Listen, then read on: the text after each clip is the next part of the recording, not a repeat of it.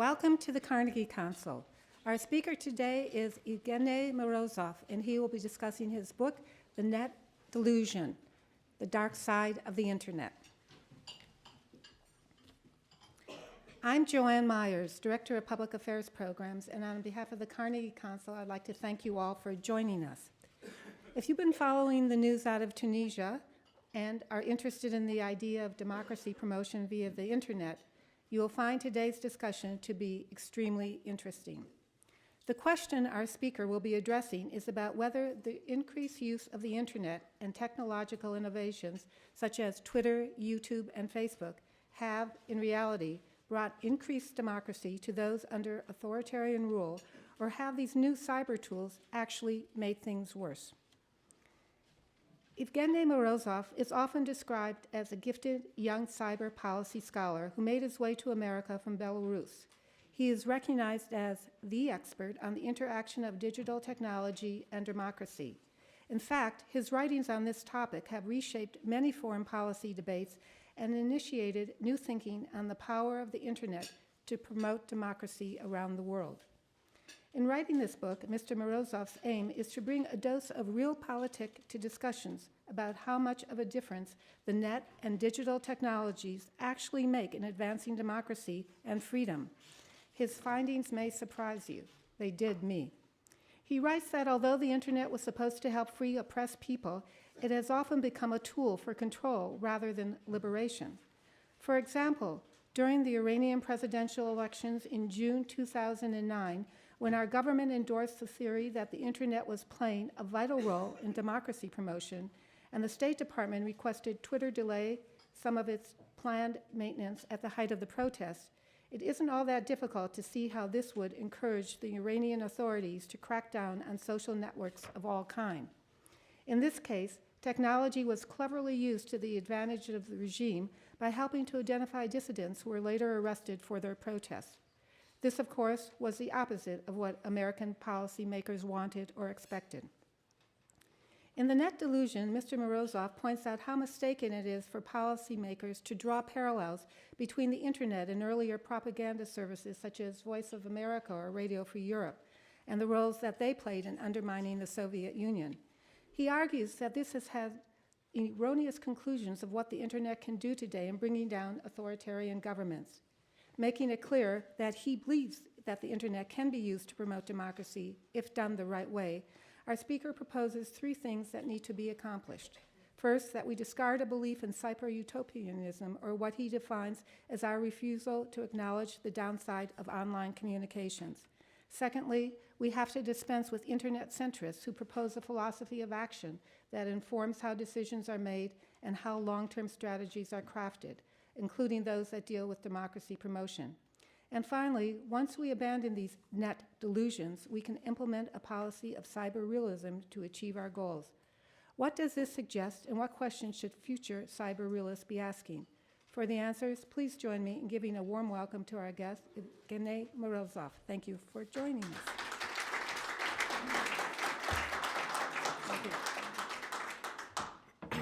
Thank you so much for this excellent introduction and very good summary of the main ideas in my book.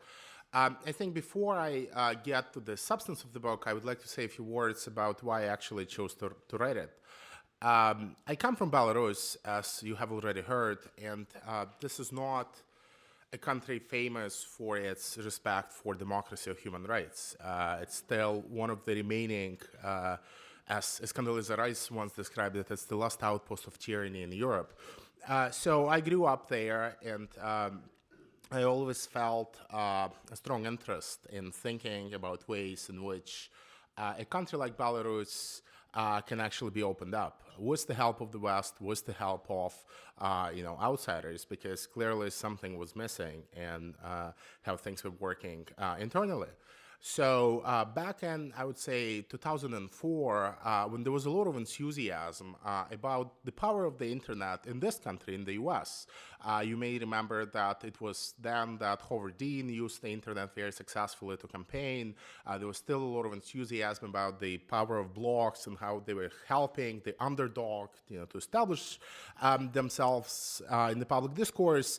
I became fascinated with this idea of using new media, using blogs, using social networks to try to push against some of the excesses of authoritarian rule back in Belarus. So what I did was to join an NGO called Transitions Online, which was based in Prague and was funded mostly by various Western foundations, government agencies, some European governments, and so forth. And I spent about 3 years, basically, traveling throughout the former Soviet region, going to places like Caucasus and Central Asia, going to places like Belarus and Moldova, and meeting with their bloggers, activists, journalists, training them how to use blogs and new media, showing them how they can actually use new media to push for change in their countries.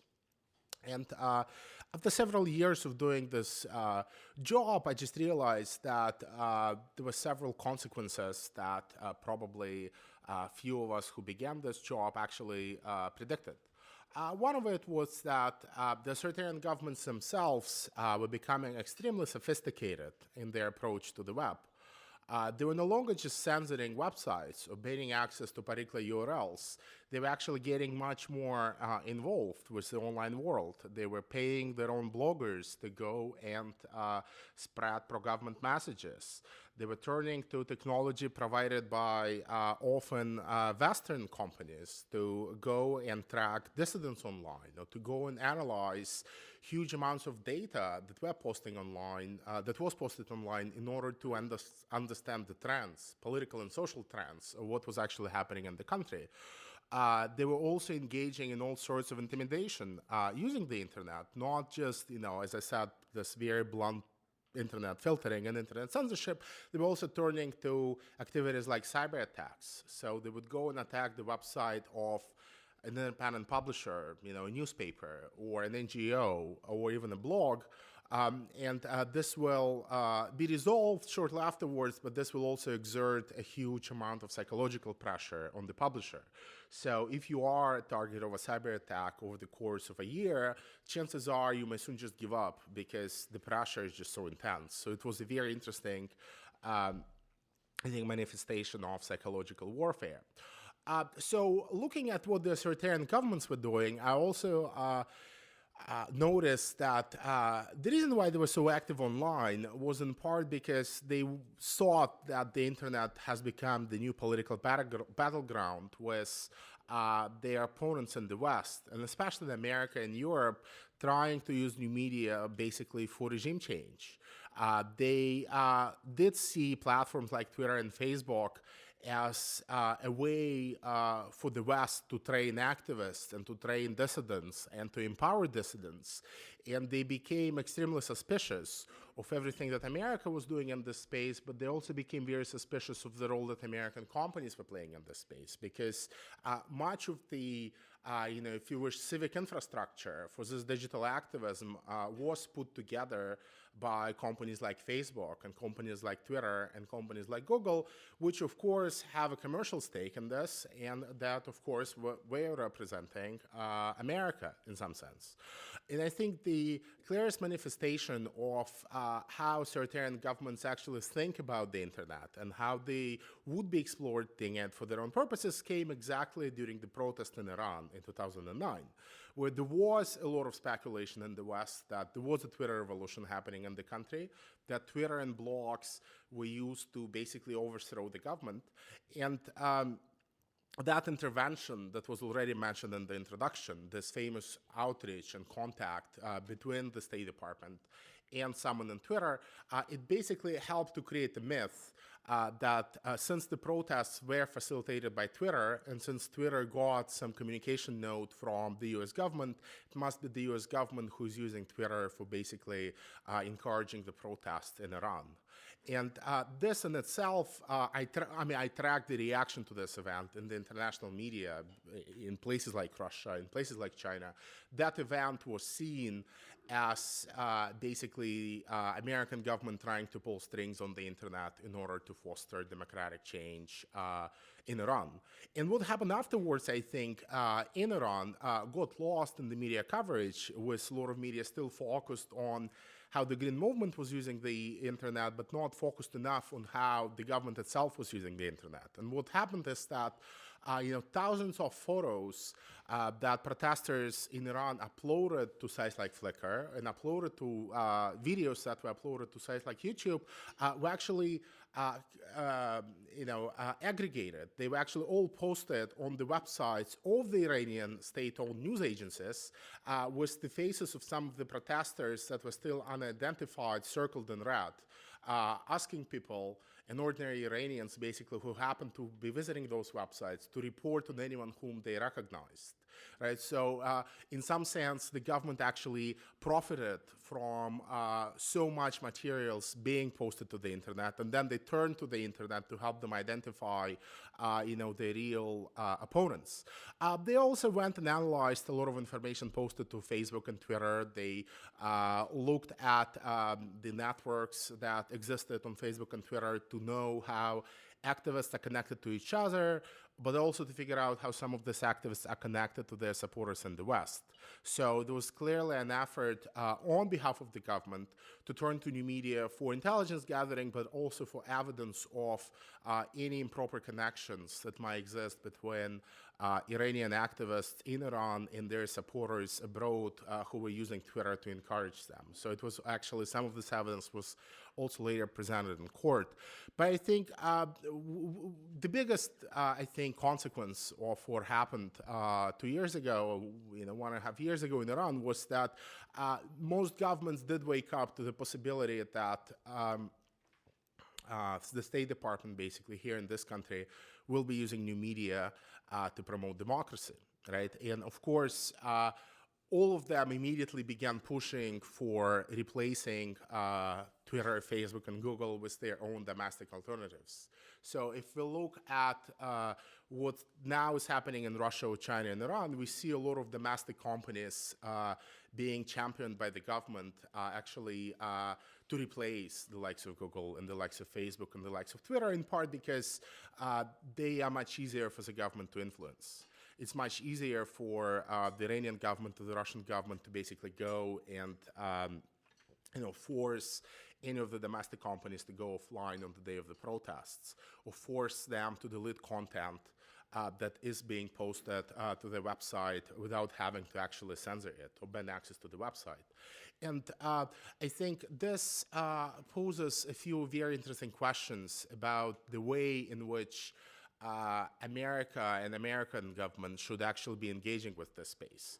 There is nothing wrong with using new media and the internet for pushing for democracy or pushing for democratic values and freedom of expression, but there is always this factor that since it's done by the US government, and since it's done by the West, and since the American companies are at the front line, so to say, promoting all of this, they'll actually suffer a bit more, and their users might suffer, in part because, if all of your communications take place on Facebook, right, in Iran or in China, chances are not all of them will be censored and not all of them will be monitored, because this is an American company and it's very hard for the Iranian government or the Chinese government or the Russian government to basically go and ask for this data or to go and actually force Facebook to delete something off its website. It will not happen because in most cases it will not happen, in part because it will lead to a lot of buzz in the international media. It's very easy to do that when you replace Google, Facebook, and Twitter with domestic alternatives, right? And this is happening, and I think this is one of the problems of politicizing this space. And the way in which the space was politicized even further was the famous speech that Hillary Clinton delivered exactly a year ago on January 21st, 2010, was a speech about internet freedom, where she basically proclaimed that internet freedom will be the new cornerstone, one of the new cornerstones of American foreign policy. And the subtitle of my book is actually not the dark side of the internet, it's the dark side of internet freedom. In part because I think there is something about this concept that basically sets up a trap for America. And this trap, I think, was, and that was, Clinton's speech was all about internet freedom, and I think this trap was revealed just a few months ago with WikiLeaks, where on the one hand, you have parts of the US government which actually want to limit internet freedom. They want to establish control over cyberspace. They want to eliminate anonymity. The intelligence agencies and the law enforcement agencies actually want an agenda of internet control. For them, it's all about building secret backdoors into American software so that NSA and FBI can actually go and monitor what's being said there to prevent terrorists and prevent, anyone else, including probably WikiLeaks, from benefiting from the power of the internet. While on the other hand, you have people in the State Department actively campaigning on the issue of internet freedom in the foreign context. And this, of course, makes the American government itself look extremely hypocritical, because foreigners look at this and they realize that why do you want to, take the opportunity to monitor the citizens from the Iranians and the Chinese while you want to keep the same opportunity for yourself. So my problem with internet freedom as a concept is not so much the intents behind it. It's not that they want to promote democracy and freedom in Iran and China or Russia. I mean, I'm all for that. It's the way in which, they're trying to do that is what bothers me, because it sets up just too many traps for American policymakers themselves, and eventually it abstracts from the effectiveness of what it is they're trying to accomplish. And I think this is something that has not really been recognized and up until WikiLeaks, and still we have not really seen much adjustment in terms of how American policymakers want to phrase and frame the subject matter.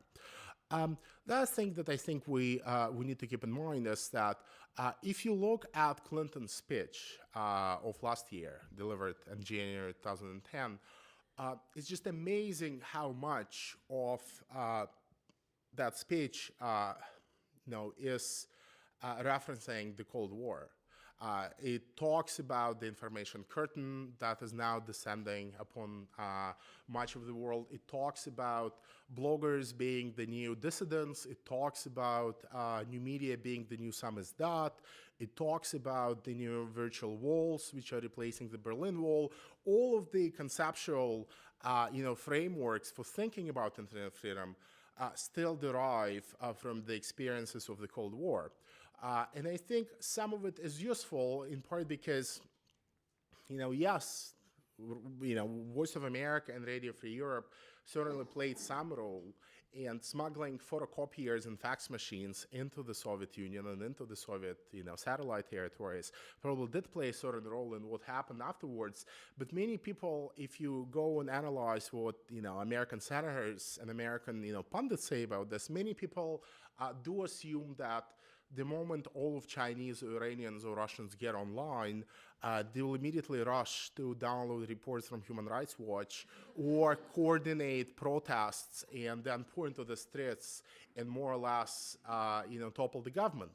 And I think it's a huge misconception, in part because as someone who comes from Belarus and who knows what people use the internet for, much of that is actually, centers on getting away from politics and getting away from political life altogether. A lot of that is seeking, some kind of solace in, entertainment offered on YouTube and elsewhere, in part because the daily existence in most authoritarian states is just so stale and dreary that most people choose to, forget themselves and, use new media. And that aspect, I think, is completely misunderstood, in part because there is a still very, optimistic narrative in America that, it was the broadcasts of Radio Free Europe and it was the photocopiers that brought down the Soviet Union. Of course, it played a role, but it was not the broadcasts. I mean, if you look at the case of East Germany, which I study in detail actually in the book, under communism, and you look at what happened to East Germans who had access to Western television. There were like 80% of the German territory who could actually watch Western television because the Germans couldn't block it, and at some point they gave up. And if you look at them and compare their rates of political activity and dissent with those Germans who did not have access to German television, it's the Germans who didn't have access to Western television who were most political, participated in protests, and applied for most exit visas from the country, right? And I think, the most popular programs on, watched by East Germans who had access to Western television were all American soap operas. Those were not broadcasts about, what's happening in the, NATO, Warsaw Pact, what's happening in Moscow. And I think there is this tendency to forget that making information available, even if this information is about human rights abuses, will not necessarily turn people to it if they have more pressing needs, which in most of these countries is the need to communicate with their peers. And here we have to look at the role of social networking, whether it's to access, entertainment online. And I think none of the concepts that so far have been offered by American diplomats when they think about internet freedom actually take account of this sort of semi-entertainment side of internet freedom. But there are many other problems. I mean, we cannot assume that all blogging is samizdat, in part because there are plenty of bloggers in countries like Iran or China or Russia who are actually more conservative than their leaders. They are more anti-democratic than their leaders. And there are plenty of bloggers who, in Russia, who basically support nationalism and extremism, and the Kremlin actually fears them because these guys just look much crazier than most of the people running the country. And I think there is also very little recognition of that, the fact that we have all of those anti-democratic forces online does not necessarily mean that the country is heading towards democracy. I mean, there was no pro-government samizdat in the Soviet Union, like there is, pro-government blogging in modern Russia, China, or Iran.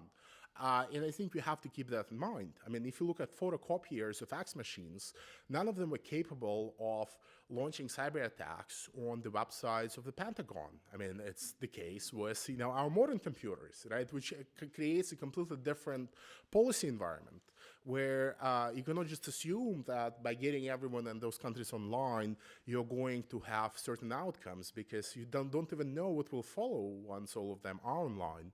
But to me, I think the biggest fallacy that was made by many policymakers in the West was this assumption that somehow dictators wouldn't be able to grow economically if they censored the internet.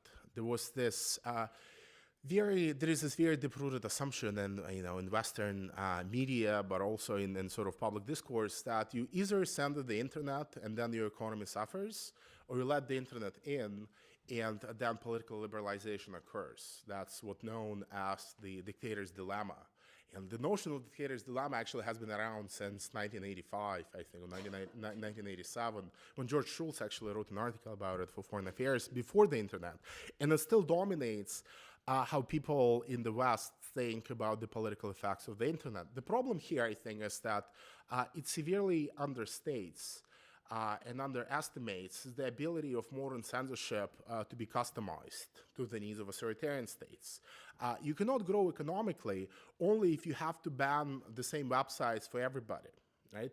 If you can manage to separate, investment bankers from human rights activists, then you can grow economically if you let investment bankers to access anything they want online while keeping human rights activists limited to a few government-approved websites. The way in which to do that is, of course, to rely on the kind of social media and the kind of social information that is aplenty on the internet.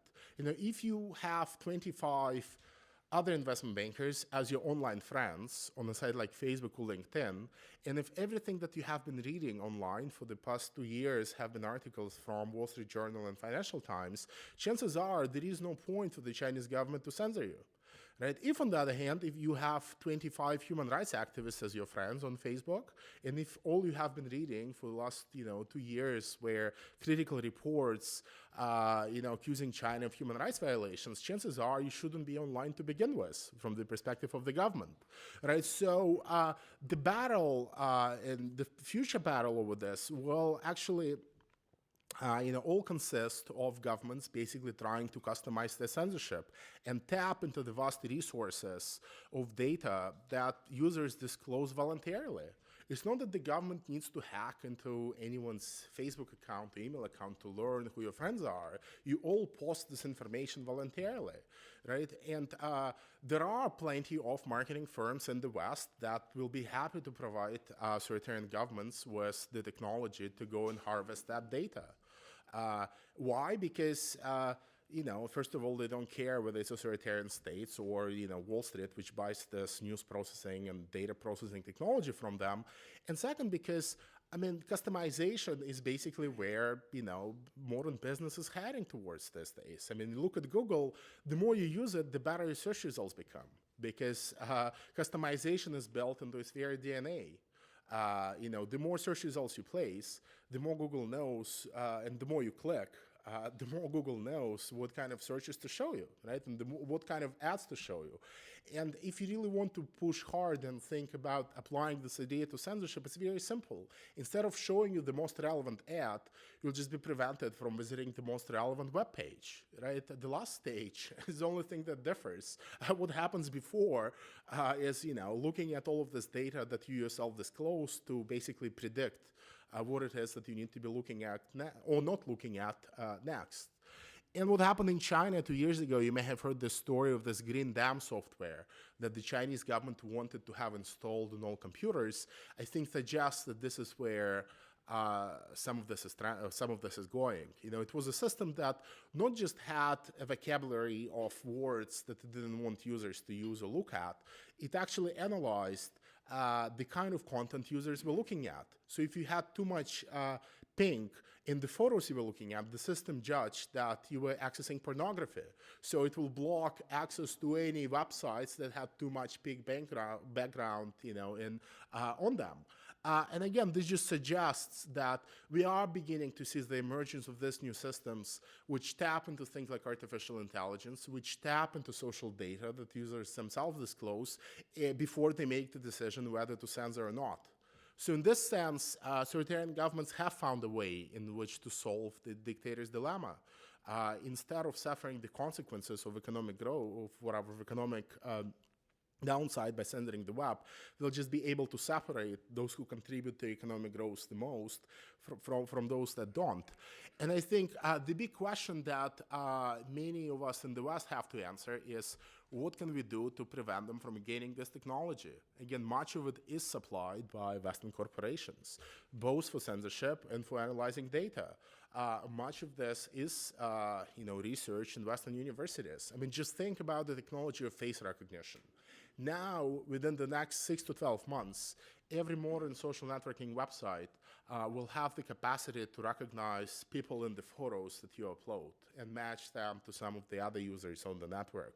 On some websites, this is already happening, right? And then think about how easy it would be for the Iranian government, instead of, building on the example I gave you earlier, instead of uploading 50 photos and circling people's names in red and whatever faces in red and asking others to identify if they recognize anyone, they'll just compare the photos from protests with photos that activists themselves uploaded from parties, social gatherings, and whatnot, and identify who all of them are, right? And the technology for that is being researched and created in Western companies and in Western universities as well. You actually see the Chinese government funding some of this technology at UCLA. American universities being very happy to receive money to do research on something as innocent as face recognition without realizing that this technology will be very easily turned towards dissidents and who's not. The other thing I think we have to keep in mind is the proliferation of mobile phones, which again creates a lot of vulnerabilities for activists. What happened in Belarus, country I come from, last month, I think, gives you a very good example. There were presidential elections last December, December 19th, and there were protests following the elections on the main public square in Minsk, the capital. And a lot of people showed up with their mobile phones, and a lot of people got arrested. 600 people got arrested during the protests. And now there are reports that the government is actually asking mobile operators, the companies that run mobile networks in Belarus, for details about anyone who showed up in that particular square, that particular moment with a mobile phone.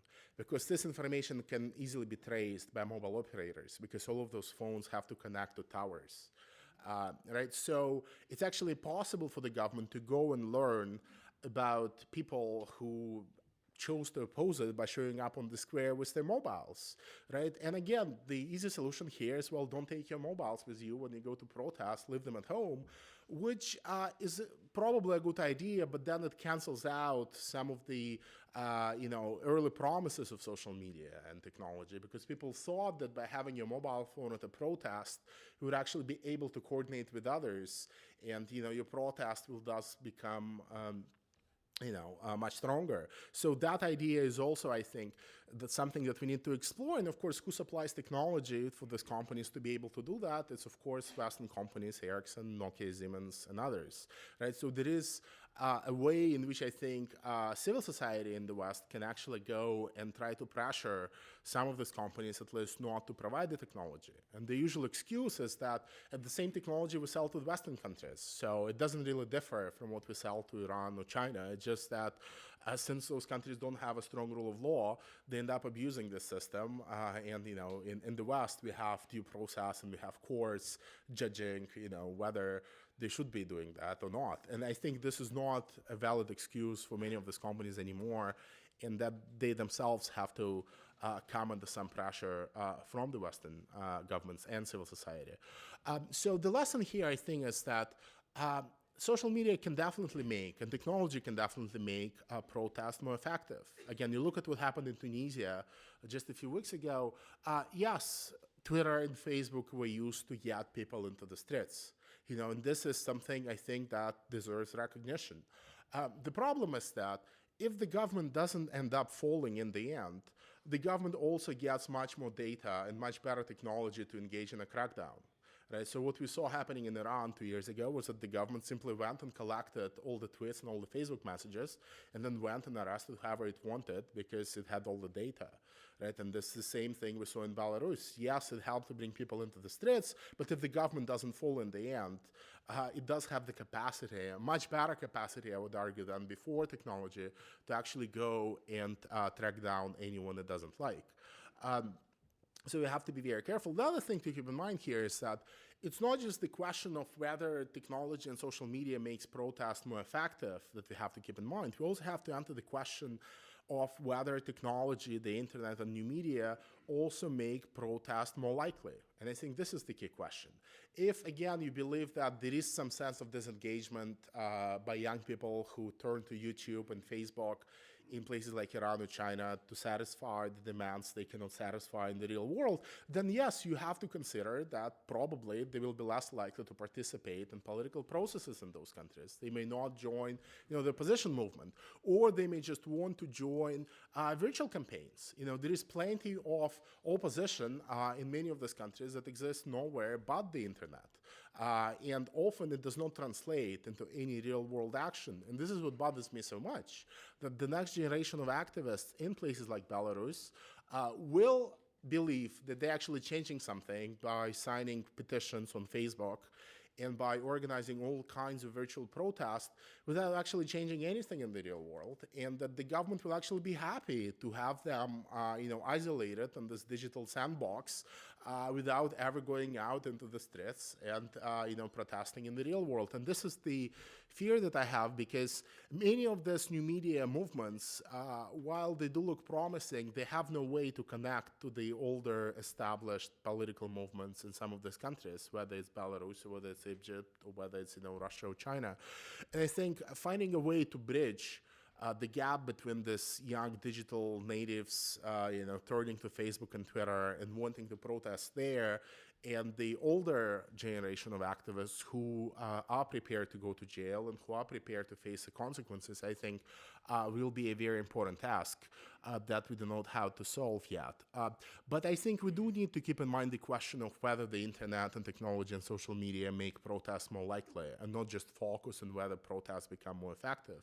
Because my fear is that, yes, it will be possible to mobilize the entire country in Iran or China through Facebook in a year or 2 years or 5 years at most. But being able to mobilize them is very different from having them actually show up in the streets and protest. And if there are certain features in social media and technology that make it easier for the government to monitor what people are doing online, to harass them online with cyber attacks, or just to fund all sorts of funny websites that distract people from politics altogether. I mean, in the book, I described one website which is affiliated with Kremlin, which basically is an entertainment website, and they have very funny TV shows which, revolve around sex and not about ideology. And the Kremlin is happy with that because it helps to keep people off the streets, and I mean, and they will be seeing more and more of that, I think, rather than just blunt internet censorship, in part because all of these political regimes have to evolve and adapt to the more capitalist economies that all of them are running. And that will require some degree of flexibility in how their public discourse functions. So yes, we will be probably seeing less censorship overall, but much of the censorship will become targeted. And people who may be dissenting otherwise will just be distracted from politics. We will be seeing the emergence of online propaganda, with some of those governments, not just paying bloggers, but deliberately creating all sorts of websites and all sorts of campaigns, which instead of trying to suppress what's dissident in China or Russia has to say, they would actually be trying to discredit his or her reputation. Right? So instead of censoring something now on the Chinese internet, for example, and thus risking that this information will be reposted to 200 other blogs, the government instead goes and tries to accuse the person who posted the information of being a Western spy or receiving money from America, and this makes other people and other bloggers much less likely to repost what they have just read. Right? So, I mean, there are all sorts of ways in which governments are smarting up and that they are turning to many of the techniques that are already well known to Western politicians. Right? The technique of astroturfing, of sending bloggers who would present themselves as genuine voices of on some issues while actually being paid by the government, does not come from China, it does not come from Russia, it comes from political campaigns and corporate campaigns here in the US. Right? So a lot of these techniques are being borrowed from America and they are being borrowed from Europe. And I think we do need to be much more careful in expecting major political turmoil and major social turmoil in this country simply because the citizens are online. So I think I'll stop here. And as you may have noticed, I woke up with a terrible cold. So I apologize for not being at my sharpest, but I'll be happy to take questions. We have for about half an hour, right? Thank you. Thanks. Thank you for a fascinating discussion. I'm sure we have many questions, so I'd like to invite you to raise your hand, ask a question. Please identify yourself before you do. Yes. James Starkman, thank you for a very interesting discussion. To what degree do you think American internet carriers should self-censor, and how much self-censorship has occurred? For example, with regard to pornography, what are the laws that govern the regular media as opposed to the internet media that exists today, and to what degree is there voluntary self-censorship, particularly like the Google China example? Do you need to take a few or to answer? Okay. So, I mean, there are existing laws on libel and privacy and, many other issues in America. And I don't think why so many people assume that this laws wouldn't apply online. Right? It's just that some of them are very difficult to enforce in the virtual world because information spreads quickly, and maybe the expectations of privacy online are now much lower. But I think all of the existing laws, have to be applied somehow to the internet. It may be that we will need to change business models for many of the, for example, the entertainment industry may need to change its business model because it's very tough to enforce copyright laws on the internet. But I think, the degree to which they have to self-censor, it should not be driven by their ideological assumptions about the internet, but has to be driven by the presence of real existing laws, which have not been canceled just because everything has moved online. Right? What happened in China, I think, with Google is a slightly different story where they kind of entered the pact with the devil because the Chinese kept changing the terms of whatever contract they signed almost every 3 months. So Google was asked, to add new features to the censorship system. They were asked to remove links to their main homepage from google.cn. YouTube was blocked. So, they entered into this deal with the Chinese, and the Chinese kept adding new requirements. At some point, when Google was struck with cyber attacks, just thought it was enough, and they chose to completely restructure the relationship, which probably was a smart move, given that they could not simply expect and predict how the Chinese will react next and what kind of conditions they will demand of Google. But I think we have to draw the difference and to distinguish between the demands that authoritarian governments place on these companies and the demands that Western governments place on these companies, in part because the rule of law still exists, in this country, and it does not exist to the same extent in China. So their governments, have no problem disregarding their own previous commitments, right? So again, I think, we have to be careful not to lump all of this together because, some of this is political, some of this is legal, and, many of these companies, are not angels themselves. But once a precedent is being established, once a company like Research in Motion, the maker of BlackBerry, concedes to the demands of the Indian state or the Saudis, then everyone else wants to impose their own demands. So now we see that the government of Indonesia wants to block access to any sort of pornographic websites on a BlackBerry simply because they already know that this company gave in to the Indians and the Saudis, right? So there is this domino effect where, it's possible that now everyone would want to jump on Research in Motion and basically demand that, they configure their own systems to their own needs. I mean, there are a lot of, I think, questions here which, have to be thought of, strategically. And if the case would be that other companies and other governments will jump in, maybe it would be smart for the United States or for Canada to be a little bit more aggressive in their defense of Research in Motion, because if other countries start imposing new restrictions, it may fundamentally reshape how the internet looks like.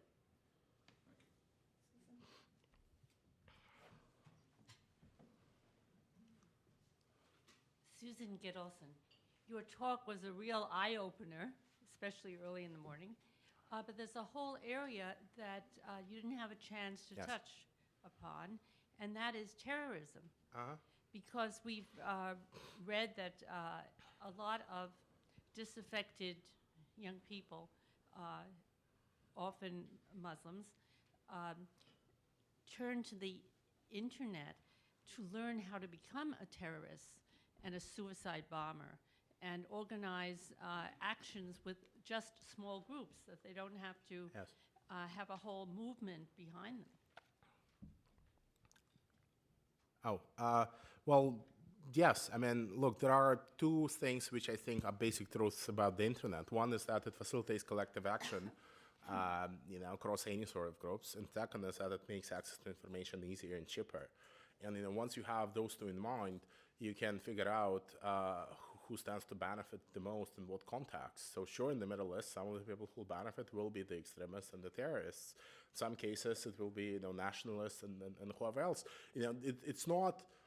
I don't think it's possible to resolve all of these questions, from terrorism to extremists to nationalists to dissidents, in one comprehensive policy. That's why I feel that the whole idea of internet freedom as a new pillar of foreign policy is just misguided, because the US itself will be forced to engage in crackdowns on the internet and to engage in cyber attacks, as we already know, and some of them go unreported even to Congress, to pursue its own strategic objectives. So the argument I'm making in the book is that instead of trying to come up with this, centralized approach, and which you can sort of carry under the banner of internet freedom, we instead need to, empower regional experts and people, in the State Department who may not know much about the internet, but who will be able to understand how these two basic features, its impact on collective action and its impact on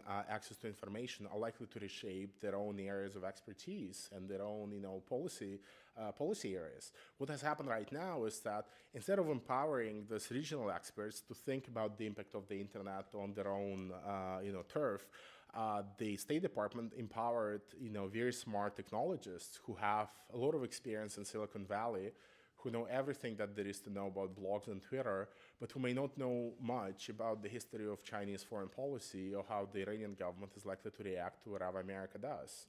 And I think this is a very dangerous precedent. We need to move away from that. But once you empower, I think, the right people, they will be able to recognize all of those pitfalls, whether it's the terrorists using the internet, or whether it's, companies that violate, copyright, pirates, or whether it's going to be nationalists or someone else. To me, the quest here is about sort of the first epistemological principles of who gets to look at the problem and who gets to solve it. And I think we have been empowering the wrong people to look at the problem, and we have been empowering the wrong people to solve it, right? So I don't know to what extent it answers your question, but I think we need to go back even before we start asking questions about particular issues, whether it's terrorism or something else. We need to make sure that our own policymaking apparatus is resilient enough to foresee that challenges like terrorism and challenges like cyber attacks will eventually create some traps for policymakers. And so carrying banners like internet freedom may not be particularly helpful. Yes. Sure.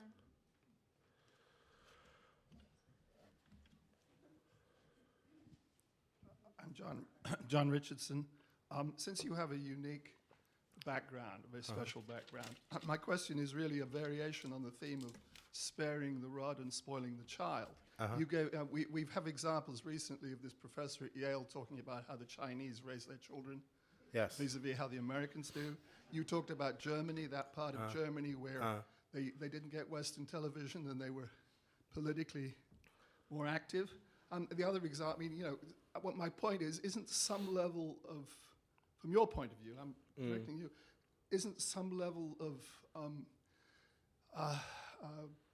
strict government, authoritarian government, sometimes quite useful?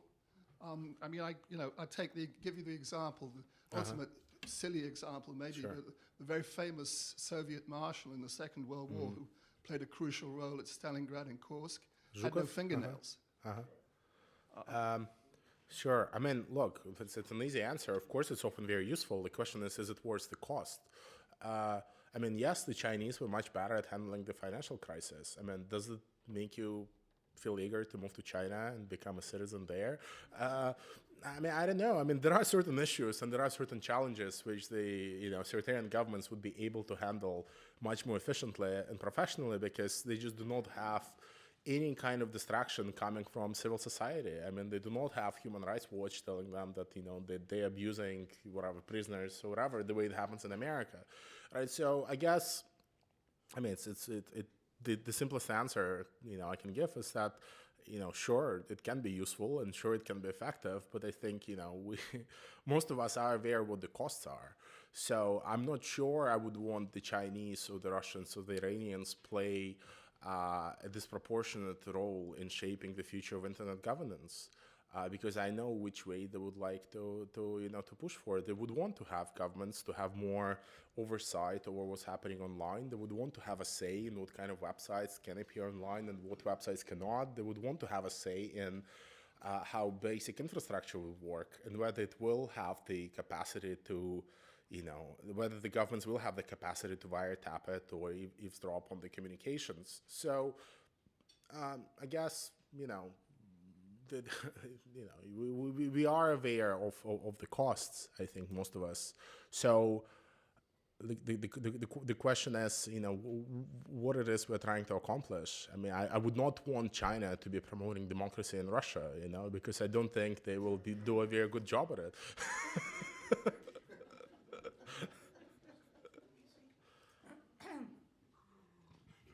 Harry Langer, could you please discuss the impact of cyber warfare on the military as well as industrial espionage?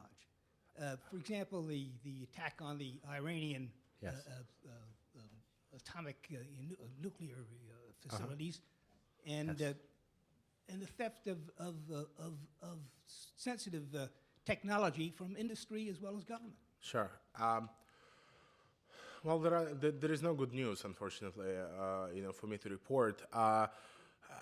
We are bound to see more governments, both in the West and, you know, the authoritarian ones, seeking to establish more control over cyberspace, simply to prevent the leaks or prevent surveillance of, or, you know, espionage, or prevent the kind of effects that may happen if someone penetrates their nuclear or power grid, right?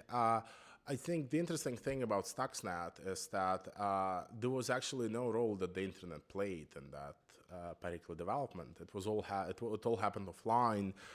Those reactors were not connected, centrifuges were not connected to the internet. It all happened by, you know, bringing virus on the USB stick and inserting into a system. I think that little detail got lost in the public conversation, and now all sorts of governments will be trying to use Stuxnet as an excuse to crack down on the internet, even though the internet played no role whatsoever. And we'll be seeing that, you know, in Iran, and we'll be seeing that elsewhere. With regards to, you know, cyber warfare, I think the problem in assessing the nature of the threat is that the people who are shaping the conversation, in most cases, have a direct stake in a particular outcome of that conversation. So you have a lot of contractors from the cybersecurity industry, you know, planting all sorts of fears into the public debate without providing any evidence, because they say that the evidence is classified, or that you know, they you know, point to examples and then twist them in a certain manner. So yes, something happened in an Australian water management plant 12 years ago, and someone managed to, you know, basically disable the system, but it didn't happen because hackers managed to penetrate into it. It happened because a disgruntled employee already had all the credentials, and he managed to get in and, you know, press the wrong button. But you will not hear that detail about the disgruntled employee. You'll just be told that, you know, the internet is so insecure that someone can penetrate the Australian water plant management system, right? So I think we have to be very careful in terms of assessing many of the threats, because many of the threats are twisted one way or another, with people who have a stake, and, you know, who gets the pie, you know, part of the pie, because of the kind of money that is invested in cybersecurity is growing by the year. And we have to be very careful, you know, to assess that, you know, some of those threats are actually real, and some of those threats actually come from the internet and not from people inserting USB sticks or pressing the buttons when they already have the credentials. But again, it does pose a problem which is not any way recognized in the Internet freedom, you know, agenda. You have Hillary Clinton complaining about countries that engage in cyber attacks in her speech of last year. She said any country that engages in cyber attacks should, you know, bear responsibility for what they're doing. And then months ago, we learned that, you know, Cyber Command in America has been engaged in cyber attacks forever without ever actually telling Congress about it, because they thought there is some kind of exception. I mean, will they be held liable or responsible for what they did? Again, that's sort of a secondary question, but my point is that it does set up a lot of problems and traps for American policymakers. So, you know, they have to be a little bit less naive about selling this concept of internet freedom to you know, to foreigners and to abroad, because eventually they'll be asked to explain themselves, and they can't in some cases. Richard?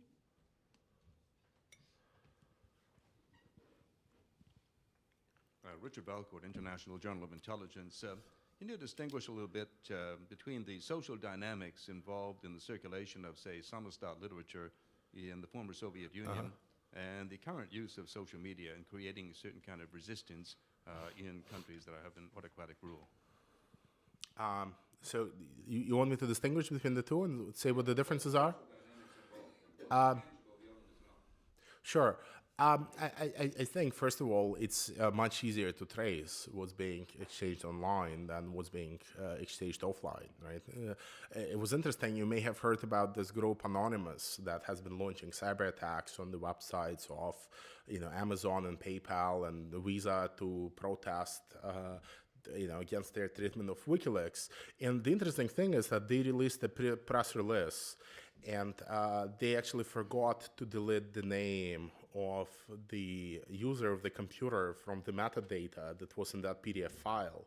So you could actually go and check who wrote that press release, and that guy was arrested. I mean, again, it's a bunch of teenagers engaged in those attacks. We should not expect them to be very cautious, but I doubt he would ever put his name on whatever press release he would release, in print form. So I think this is one part, but the other part is that while it does make it easy for governments to trace it, it's also more resilient in a sense that it's very hard to get something off the internet.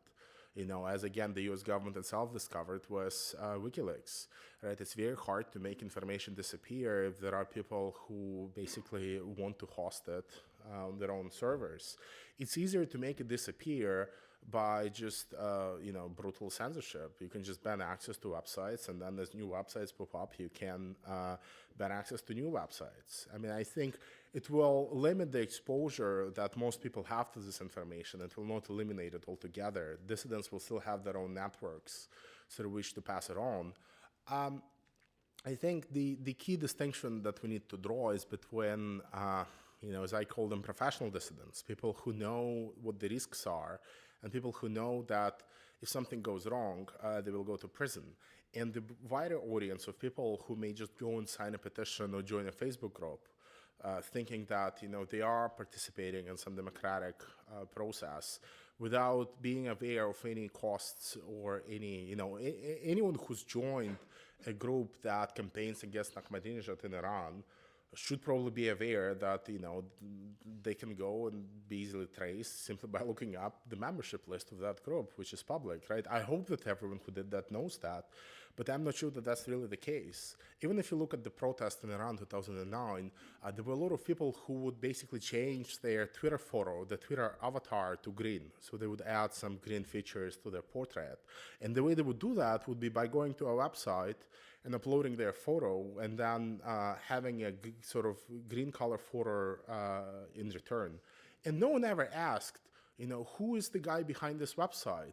Who has set up this website where people can go and upload photos? And, and it was a kind of an innocent guy in San Francisco, but it may as well be someone working on behalf of the Iranian government who just wants to know the IP addresses of everyone who feels sympathetic with the Iranian cause, which you can do once you upload a photo, right? So I think this kind of non-professional amateur dissidents who, present the greatest promise of social media, they're the ones who are not fully aware of the risks.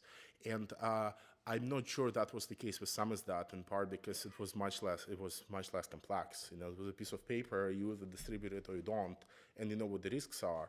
Now you don't know what the risks are because there are so many ways to participate on different websites, on different platforms, all of them having different privacy policies. So. We have time for one last question.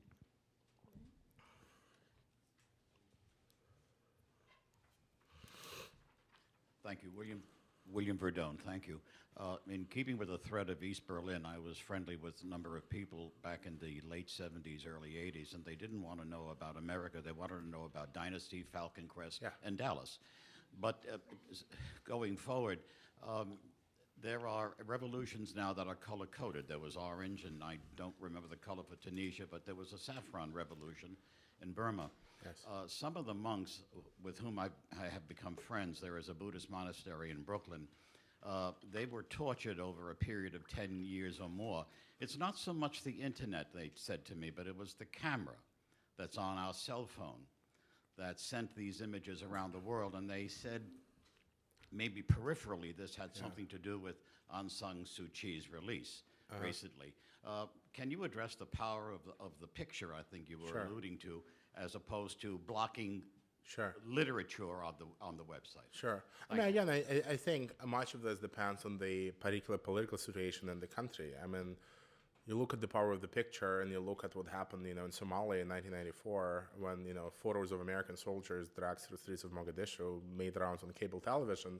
It was not exactly, favorable to democracy or peace in Somalia, right? So I guess we have to be, of course, attentive to the power of the image. And in many cases, I think in the case of Iran and in the case of China, even in the case of Iran, we saw the famous video of this 27-year-old woman who was shot, Neda, and I think it did create a lot of sympathy and empathy, but they also have the power to mislead because the fact that that video was taken, I think, made many people think that bloggers and people online have much more power than they actually do.